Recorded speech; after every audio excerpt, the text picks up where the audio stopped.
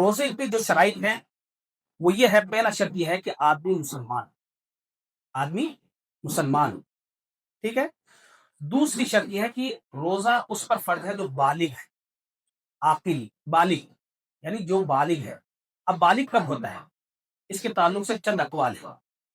پہلا تو یہ ہے کہ اس میں مرد اور عورت دونوں برابر ہیں، یعنی زیر ناف کی بال آ جانا، یا اسی طریقے سے منی خارج ہونا، احتلام کو ہونا، یہ بھی بلوغت کی علامت ہے۔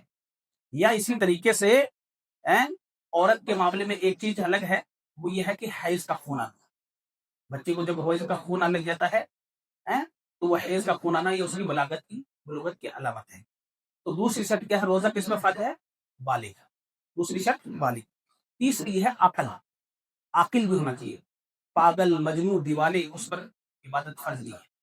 تو تیسری شرط کیا روزے کی، عاقل ہو، عقل والا بھی ہو، مسلمان ہو، بالغ ہو، عاقل ہو۔ اور اسی طریقے سے چوتھی شرط یہ ہے کہ آدمی کیا ہے، اس کو قدرت ہو، یعنی بیمار نہ، مریض نہ ہونا، کیونکہ روزے کے لیے اللہ نے رخصت دیا نا مریض کو۔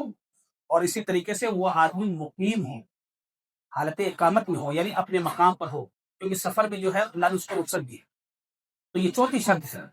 چوتھی اور پانچویں شرط ملی بھی ہے کہ آدمی کے اندر طاقت ہو، اور اسی طریقے سے آدمی کیا ہے، مقیم ہو۔ اور چھٹی شرط یہ ہے کہ موانع سے خالی ہو، یعنی جو چیزیں روزے کے لیے رکاوٹ بن سکتی ہے ان سے خالی ہو، اور یہ چیز بطور خاص عورتوں کے لیے، یعنی حیض اور نفاس کا خون۔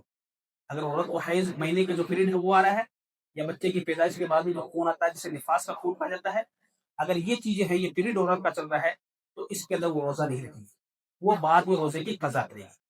تو یہ روزے کی 6 شرطیں ہیں۔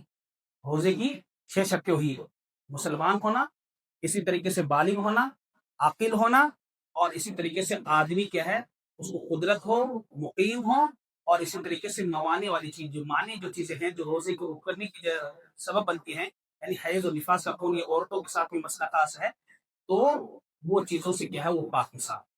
یہ 6 شرطیں ہوئی روزے کی۔